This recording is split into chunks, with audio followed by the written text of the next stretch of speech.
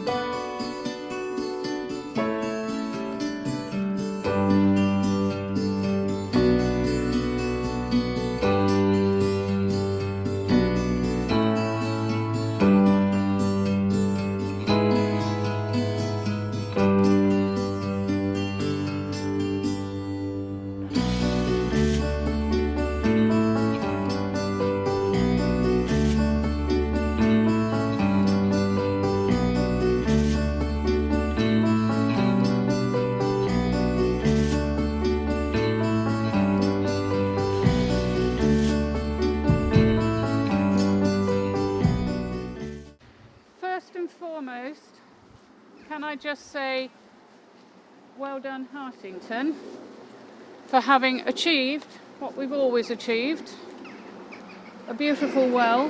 Thank you to Lucy and everybody who's worked so hard to do it. I'm sorry that it's not a proper blessing of the wells service, but we're doing the next best thing we can. I'm going to dedicate it, and given the subject, I actually think it's appropriate to dedicate it to. You don't need me to tell you that because of COVID, we have been unable to hold commemorative events, both for VE Day on May the 8th,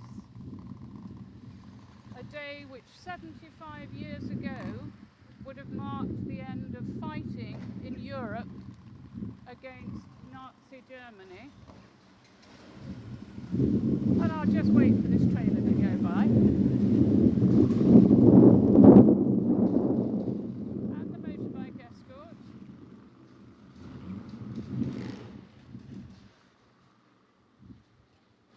Right, I'm going to carry on. And for VJ Day, which would have been commemorated on the 15th of August, which saw the end of war against Japan, although the actual surrender document was not signed until September the 2nd. A date which in 1982 became known in Japan as the Day for Mourning of War Dead and Praying for Peace. Something that I think that we might like to think about now as we look at this beautifully decorated well just to the side of me.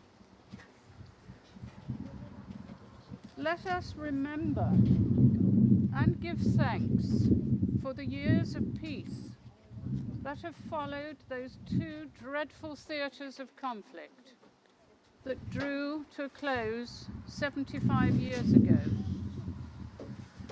Now it seems fitting to me that the words that I say now, which we would normally, well, we will be saying on the 8th of November, on the Sunday that will be armistice this year. What's your name? You will know them. I'm not going to ask you to hold a silence, but I think it's very fitting that I'm going to read them now. They shall grow not old, as we who are left grow old. Age shall not weary them, nor the years condemn. At the going down of the sun, and in the morning, we will remember them. And let us say together, we will remember them.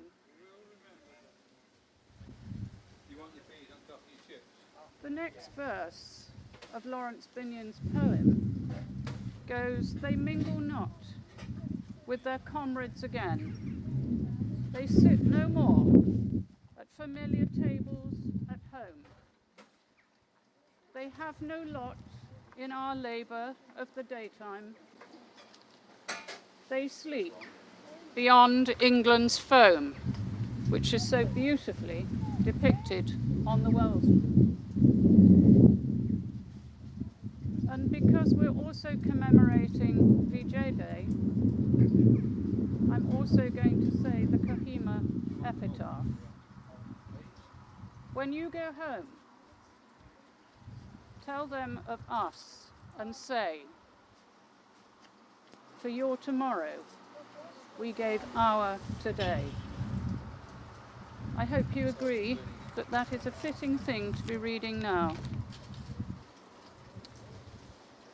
But I've also taken a reading from Psalm chapter 85, verse 8. I listen carefully to what God the Lord is saying, for he speaks peace to his faithful people. But let them not return to their foolish ways. Surely his salvation is near to those who fear him. So our land will be filled with glory. Unfailing love and truth have met together. Righteousness and peace have kissed. Truth springs up from the earth. So in memory of all the many who served and suffered in the pursuit of peace, then and now, let us dedicate this well to them.